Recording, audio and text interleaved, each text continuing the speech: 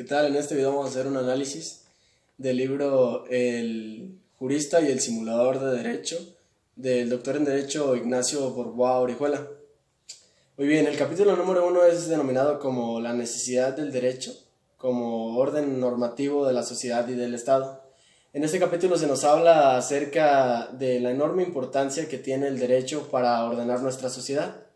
De igual forma se menciona acerca de cómo diferentes psicólogos y personas que estudian las transformaciones que tiene día con día la sociedad consideran que el derecho es un impedimento para una transformación social mayor. Pero para quienes conocemos en el amplio sentido lo que significa el derecho, lo que comprende el derecho, comprendemos que no es únicamente, o más bien nunca es considerado como un obstáculo, sino más bien es el conducto por el que deben canalizarse todas las transformaciones que experimenta nuestra sociedad día con día para que logren tener respeto ante los demás. Entonces podemos resumir que el derecho como orden normativo debe estar en un constante cambio, pero de su contenido, ya que de no adecuarse a los cambios sociales continuos que se presentan, no podrá tener la finalidad o cumplir la finalidad de darle estructura adecuada al Estado y organización. El segundo capítulo es la semblanza del jurista. Este capítulo inicia relatando la importancia que tiene un jurista del derecho, o de igual forma llamado un abogado, un estudioso del derecho, ya que este es el encargado de hacer que se cumplan las normas jurídicas que rigen la sociedad. A pesar de que las leyes sean de carácter jurídico, en realidad pues están basándose en cuanto a la cultura del lugar donde se establece. Viendo la enorme importancia que tiene un jurista al tratar de hacer valer la ley, de defender a los ricos, a los pobres, a los poderosos, a los indefensos, es entonces cuando nos damos cuenta que el abogado debe ser libre, tomando la libertad como el hecho de que no pertenezca a ningún sector que lo controle o lo manipule con la intención de hacer lo que quieren que haga. Es decir, el abogado siempre debe ser el gobernante, pero nunca el gobernado. El abogado no debe de ser asalariado de nadie, no debe ser un trabajador, sino más bien debe ser un dirigente que se caracterice por ser líder, ya que a diferencia de los políticos, el abogado no será obediente a determinadas situaciones que se le presenten, teniendo siempre en su mentalidad el deseo de hacer justicia y de hacer valer todas las leyes que rigen su país, ya que por el contrario, si este no es su deseo, entonces no podrá desarrollarse bien en el ámbito de las leyes. El tercer capítulo es llamado la cultura jurídica. Entonces, en este capítulo se comienza hablando acerca de cómo la cultura consiste esencialmente en el conocimiento que ha adquirido la humanidad en el avance del tiempo, en las diferentes ramas del derecho. Y en primer lugar tenemos el derecho como ciencia. En este apartado se habla o se explica de que no precisamente se debe de conocer únicamente el caso en concreto, sino más bien se debe de partir desde la historia en cuanto a principios, conceptos filosóficos, políticos, y en ese sentido poder resolver de forma adecuada la circunstancia que se presente para hacer que el derecho sea considerado como ciencia. El siguiente inciso es donde nos indican el derecho como arte, y es en donde se nos indica que para que el jurista logre alcanzar una excelencia en cuanto a su desarrollo profesional, debe de girar en torno a dos principales valores que existen en el arte del derecho, como lo son la bondad y la justicia, ya que estos valores serán los más aptos para realizar su trabajo de manera adecuada o precisamente para la pronunciación de una sentencia. La siguiente forma de ver al derecho es la manera moral, y como todos sabemos, la sociedad siempre está tratando de inculcar valores éticos que, además de ser inculcados, deben de tener cierto grado de exigencia en su realización. Y a los principios éticos que le confieren al jurista son principalmente los siguientes: vivir honestamente, no hacer daño al otro y dar a cada quien lo suyo.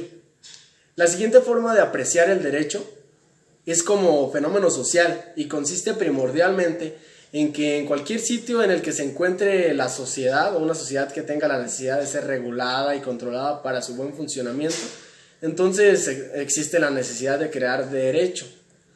Y este capítulo tiene un cierre muy reflexivo que nos indica que para ser un buen jurista es necesario el hecho de conocer la relación del derecho con cada una de las ramas mencionadas anteriormente. Es decir, debe ser un historiador, un filósofo, un moralista, ya que si nos encontramos con que alguien solo aprende la legislación y la aplica a un caso en concreto, nos estamos topando con un legista, pero no con un jurista. El siguiente capítulo es llamado la tipología del jurista y comienza definiéndonos qué es un jurisconsulto o jurisprudente, y es aquel sabio que tiene conocimientos acerca de derecho o jurisprudencia.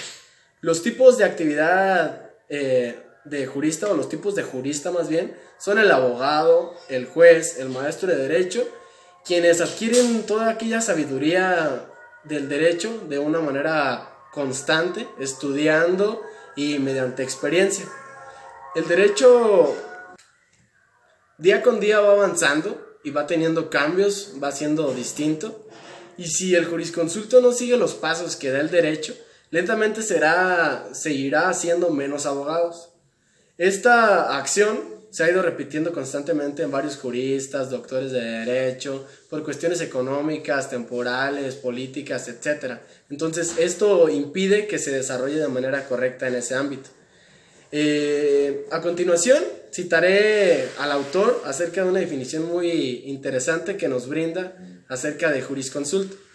El jurisconsulto es el ser humano que, mediante la sabiduría del derecho, pone su razón, su voluntad, su fe y su emoción al servicio de lo que honestamente y sinceramente creo justo y recto.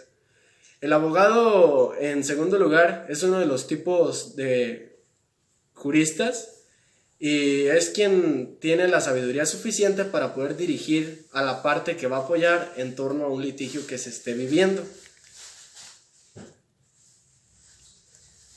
Ser abogado, en conclusión, es quien ejerce permanentemente. En cuanto a la descripción de un abogado, es aquel que debe tener vocación profesional, que será aquello que lo impulse a ejercer el derecho con amor, a pesar de las adversidades que se presenten en la vida diaria, como lo pueden ser la veracidad de los jueces, las consignas políticas, la influencia del dinero y la perversidad de los protagonistas de los actos en concretos en que el abogado participe. Otras más de las características esenciales de los abogados es tener la libertad profesional, es decir, que no dependa de quien haya solicitado sus servicios. De igual forma debe ser emotivo, que tenga el deseo de justicia por el acto en el que se está desempeñando. Y por otra parte tenemos también la rectitud de conciencia, ya que el abogado debe estar siempre consciente que tiene en sus manos algo muy importante de quien contrata sus servicios y pone fe y confianza en él. Por otra parte, el abogado debe ser orgulloso, pero jamás vanidoso. Y el orgullo es un signo de dignidad personal y la vanidad es un acto de inventarse y ostentarte méritos que no tienes. Al hablar de México, estoy seguro que se nos atraviesa o se nos viene a la mente la crisis por la cual estamos viviendo, económica, y más que nada la crisis de justicia que se está viviendo día con día. En estos momentos la gente ya no confía en las instituciones que imparten justicia. Y en cierta manera tienen responsabilidad tanto los jueces como los abogados para que la gente vuelva a confiar en todos estos ámbitos en cuanto a la impartición de justicia. Por último, me gustaría citar al maestro José Vasconcelos en una frase muy interesante que nos dice que todo aquel que acepta la pelea por una causa justa, sin preocuparse si puede o no vencer, todo el que es capaz de aceptar de antemano la derrota, si cree que el honor le impone librar la batalla, es un héroe y también es un Quijote. Es decir, es una persona que tiene ideales elevados, lucha y defiende causas que, aunque nobles y justas, no le atañen en realidad. Después tenemos al maestro de Derecho. Para hablar, comenzando del maestro de Derecho, me gustaría decir una frase que es: nadie enseña lo que no sabe. Entonces la misión del magisterio se realiza en dos ámbitos diferentes que son complementarios a su vez, como lo es la enseñanza y la educación jurídica. La enseñanza consiste primordialmente en la transmisión del conocimiento del derecho. Por este motivo es que el maestro del derecho debe ser un jurisprudente experimentado y especializado que suele impartir su sabiduría mediante exposición, como lo es conferencias, obras escritas y todas esas cosas. En muchas ocasiones el magíster será el encargado de contagiar mediante sentimientos como el amor, la fe ardiente del derecho a sus alumnos. El siguiente jurista del que nos habla es el juez. Como sabemos, es el principal impartidor de justicia, aplicador de justicia, que sin importar sea justa o injusta la ley, él la aplica. Y como no es de extrañarse, las características de los jueces son muy similares a las que se mencionaron en los juristas anteriores. Como por ejemplo una que me interesaría mencionar es la dependencia económica de los jueces. Los jueces siempre van a estar con sueldos elevados, ya que de no ser así podrían caer en una circunstancia de ser sobornados. El siguiente capítulo, llamado El simulador del derecho, que es el quinto capítulo y último, nos indica principalmente que la simulación es un acto de fingir o imitar o intentar ser alguien que no eres. Es una vida llena de farsa. Y un simulador es una persona que continuamente está fingiendo sabiduría para envolver su ignorancia. Está vacío por dentro, pero es muy engañoso por fuera. Quienes no lo conocen realmente aplaudirán y admirarán a este farsante, quien tiene dones pero para mentir. Por ese motivo es incapaz de resolver actos de derecho. En cuanto se ve o se encuentra enfrente de una situación que amerita saber derecho, buscará quien lo ayude, quien lo auxilie, y a pesar de haber recibido ayuda, jamás reconocerá que recibió ayuda. Se adjudicará sin remordimiento alguno este hecho. Entonces también es un convenenciero porque busca gente que lo ayude. El objetivo real de un simulador nunca será aprender o saber, más bien se inclinará por el lado económico. En la abogacía es muy simple reconocer a un simulador del derecho, pues es el que no está o no sabe de ninguna forma cómo litigar en el más amplio sentido de la palabra. También podemos reconocerlo por su desarrollo en los tribunales, pues será quien halague a los jueces, a los secretarios y al personal de ese lugar, queriendo ser de su agrado, siempre abrazándoles y sonriéndoles para después fingirse influyente. Y es muy importante mencionar que existen simuladores de derecho, aparte de en la abogacía, también los hay en el magisterio y en cuanto a los judiciales, simuladores judiciales del derecho.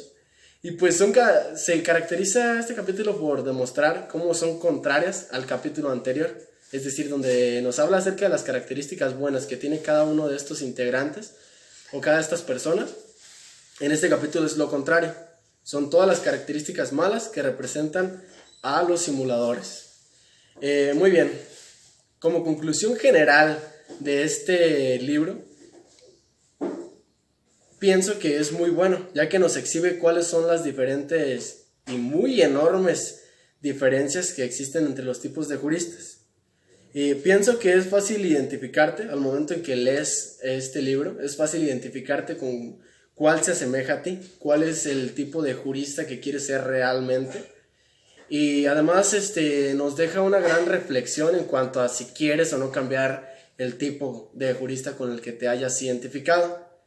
Y lo más importante de este libro, yo pienso que te deja esta reflexión muy grande, que es siempre ser un jurista, pero nunca un simulador.